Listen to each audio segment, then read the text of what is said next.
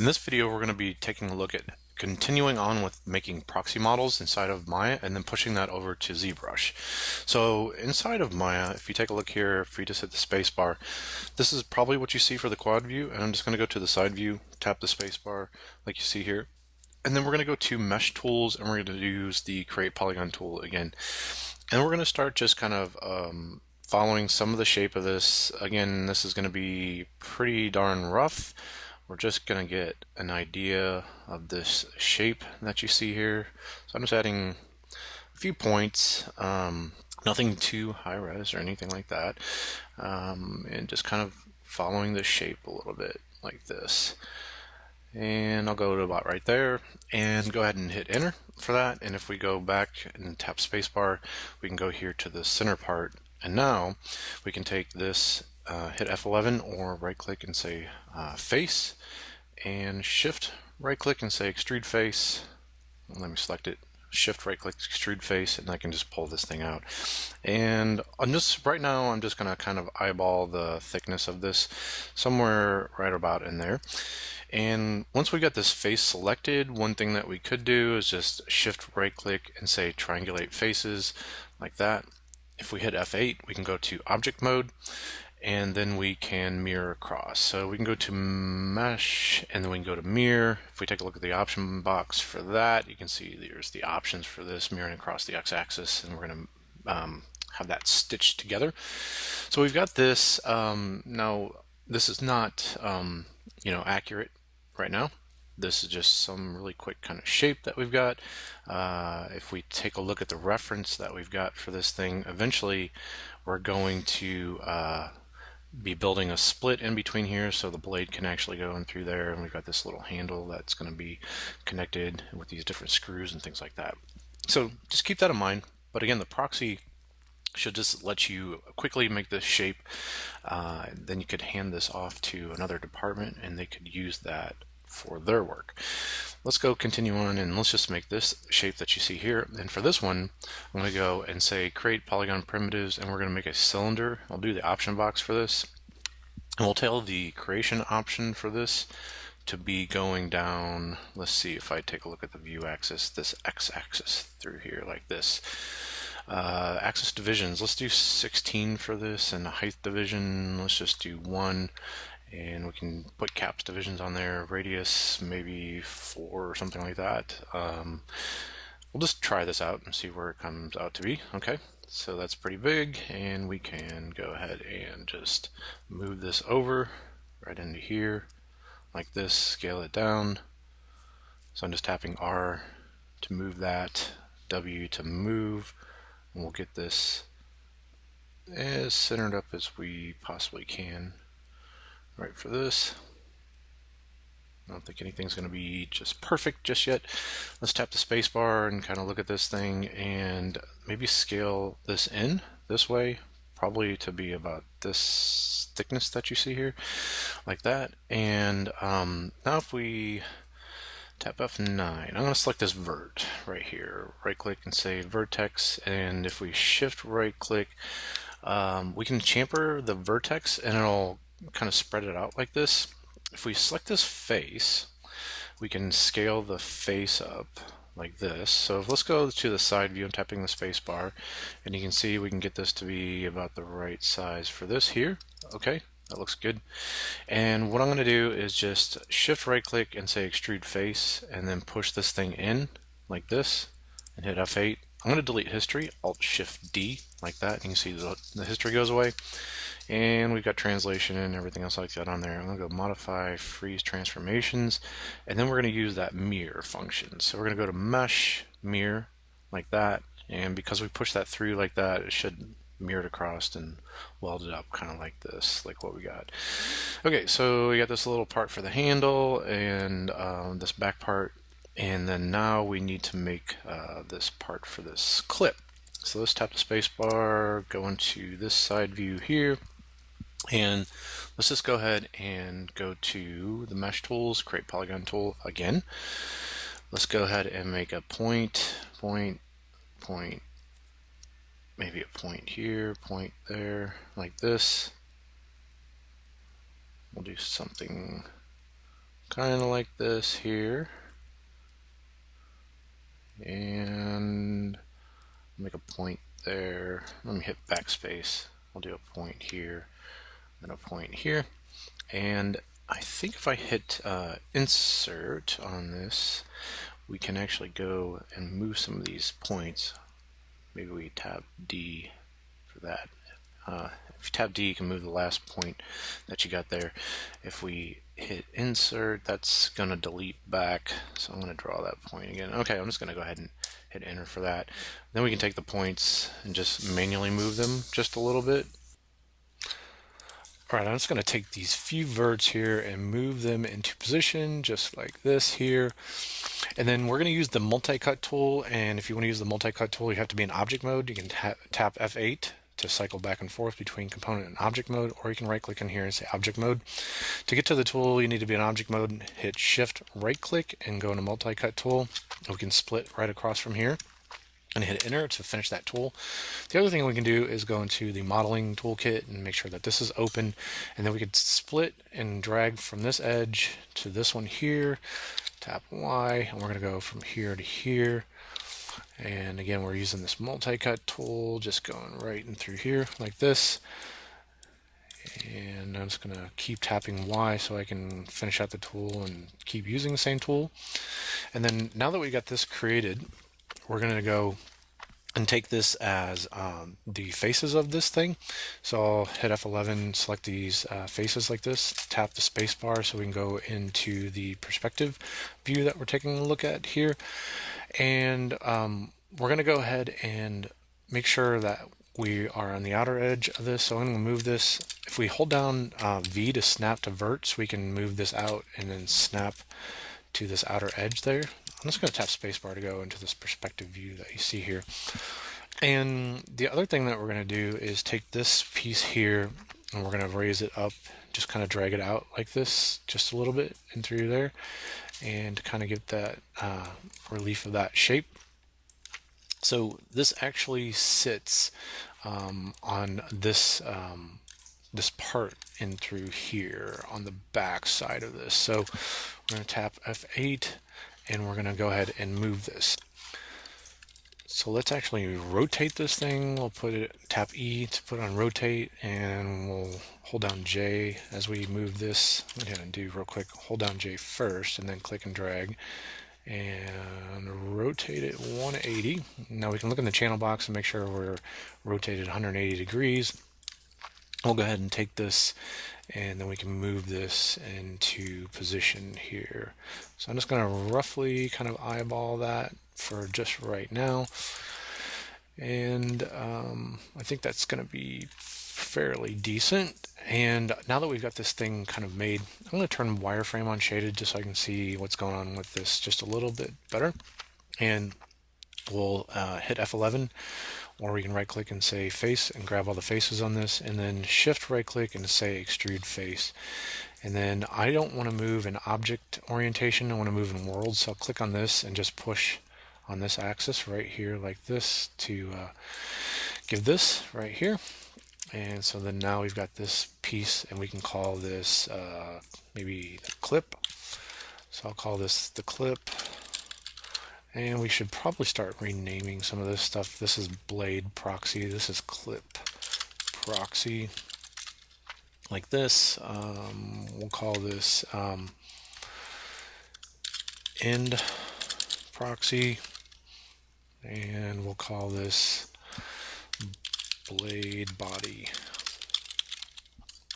underscore proxy. Now you could take all this and group it all together and hit Control G like that and call this blade proxy. So we're starting to kind of organize our stuff a little bit better.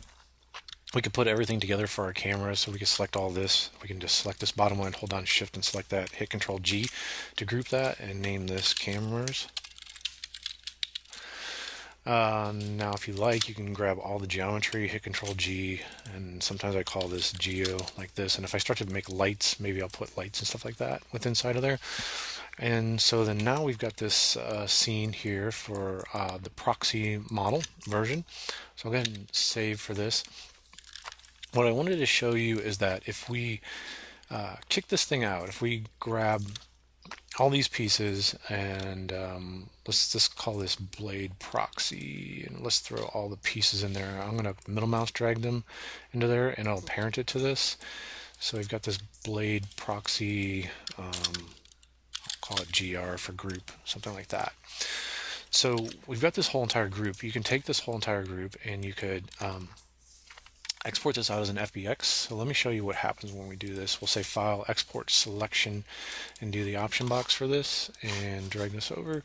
And let's say Export Selection, and we'll put it to the location that we're going to save this thing out to. So I'm going to save this out to the FBX folder right in through here, and I'll call this Blade Proxy GR for group. Export selection for that, and let's open up ZBrush and take a look at what this looks like when we pull it into Z. Okay, so inside of ZBrush, I'm just going to go ahead and move the camera just a little bit, just rotate it just slightly like this. Now, if we are in this project that we had before where we've got the cube and then the blade, and we go to import this in, if we go to Z plugin, drag this over here, and go to the FBX export import, and we import this in, take a look at what happens whenever we import this thing in. I'm just going to go and navigate to this real quick. And so we're going to grab the blade proxy group like this and hit open. And ZBrush goes through this process of importing the entire thing in, and it keeps it as those separate groups, and it actually names it to it's got this clip proxy, in proxy, blade body proxy, and then blade proxy. So that comes in pretty handy for us. So it's got all the different pieces that you need, and you're able to import everything in all at one time. Now, the other thing that you could do is if you're using the OBJ format, or something that we'd have to do for that, we would have to go to Maya, and let's click on over on Maya like this. If we're doing OBJs, then we need to export each part out. So we'll say File, Export Selection, do the option box, put this on OBJ, and if you don't see that, then we need to load that in as a plugin. So go to Windows, Setting Preferences, Plugins Manager, open this up, and then we need to find OBJ like this, and we'll load it and tell it to auto load. I'll just close that out like that, and now I grab the name from this, just double clicking it, copying it, and we're going to take this, say File, Export Selection, and now we should have OBJ as an export type, export selection, go to the location that we're going to export the thing out at, and I'm just going to paste the name like this. And if you know how to write scripts and things like that, you might want to make a script that could use something like this. They exist out there. File, Export Selection, do the option box again, because this process can be a bit tedious for this if you've got a lot of different parts that you're going to export out. So we're going to do the OBJ again, like this, and this is the last piece that we got. And we'll do one more like that. So we've got all of our OBJs exported out. Now for inside of ZBrush, the way that ZBrush imports in OBJs is a little bit different. I'm just going to put on this simple brush thing, and I'm going to tell it to switch. I'm going to hit Control N to clear my canvas, and now I'm ready to import in like a clean model.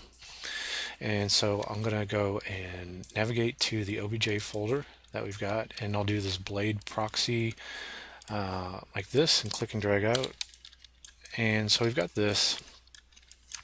If you wanted to add another piece to this, you're going to have to click on this simple brush again, something or some other thing like the cylinder or whatever, import in the next object, and this becomes kind of a real pain. And to get these things together, then you need to go to maybe the first thing you imported in, go to Subtools, and you'd have to append, and then append maybe that next piece that you just pulled in like this, and you can start to build up your subtools that way. It's not the it doesn't feel like the best way to kind of do some of this, so I'm going to go ahead and delete both of these like this, and I'm going to show you a plugin that they've got that makes things a little bit easier. So if you go to Z plugin, and we're going to go click and dock this over here, we've got a subtool master. If we do that and click subtool master like this, we can do this multi-append. So we've got like maybe a sphere or something like that, and we can click these multiple objects holding down shift and then adding them, and you can see how it's going to automatically build that for us. Now we did have a model to start off with. You just need one subtool like this sphere, and once you've got it in there, you can delete it away and just get it out of there like that, right? So that's how you get your different pieces in there. Now, if you remember at the very beginning, we had this box that we had. This is kind of important.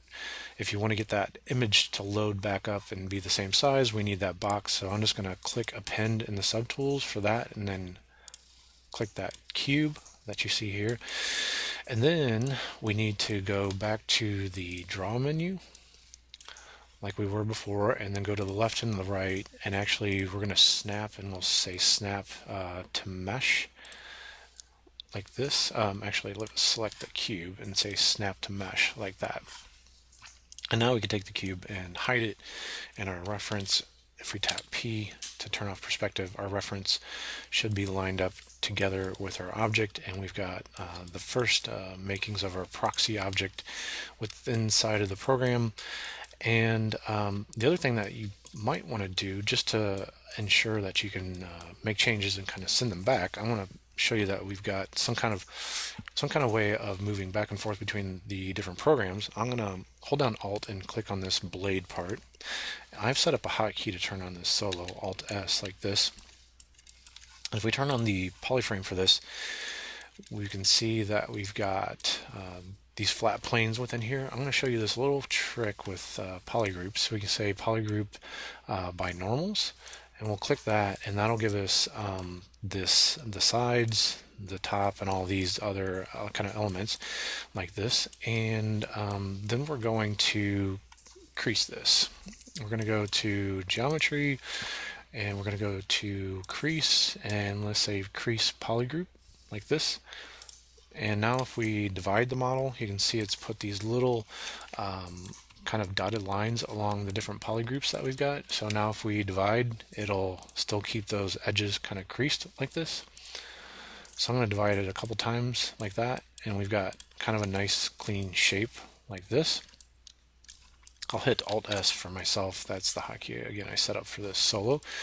And then now we got this new blade at this new resolution.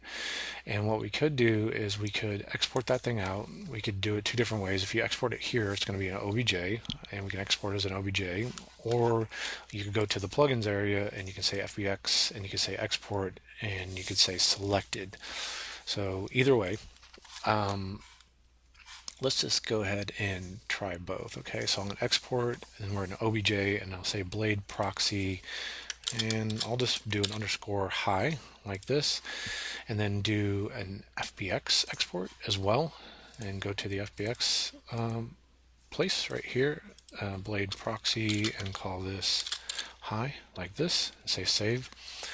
So let's test everything out and go to Maya real quick. Make sure we can import these things in. So we'll say file, import. We'll do option box. Let's do OBJ first, because I want to tell you about these options down here. Make sure it's set to single object down here. That's kind of important. Make sure it's set to that, and you can even go and say save settings. Otherwise, it might try to break your model apart, and you don't want that to happen. So go ahead and click import, and let's import this thing in. And go to the OBJ folder, and here's our blade proxy high, and you can see here is the model that we brought in. Now I'm just going to tap one like this and move this out just so we can kind of take a look at it and inspect it. So you can see it's giving us the nice version of the geometry. If we turn off the wireframe unshaded, you can see that as just a shape like that. So it's putting it in the right position for us and everything, so that's pretty cool. I'm going to hide it, hit Control H. Let's go and import in and change our object type to FBX. And I'll import that, and let's drag this over here, go to the FBX folder, and then here's our blade proxy high, and we'll import that in. And I'm not sure if it doesn't like to import that in because we already had something in with that same name. So I'm going to select these polygroups, and I'm going to get rid of the blade group. And let's try that again. Just say File, Import, Option box. I did notice with FBXs, when you try to import an FBX that already is in the scene and has that same name, it doesn't want to import those things in. So maybe just something to note for that. And so then we've got this new piece,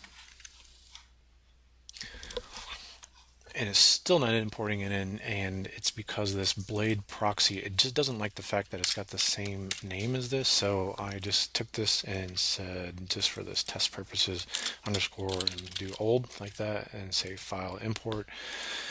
And we've got the FBX again, and let's import this guy in one last time, just like that, and you can see that it's going to pull the blade in, and here is this FBX version of that.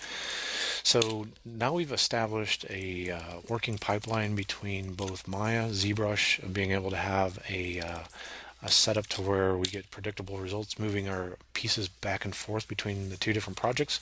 So now we can start doing the harder work on actually modeling this thing out.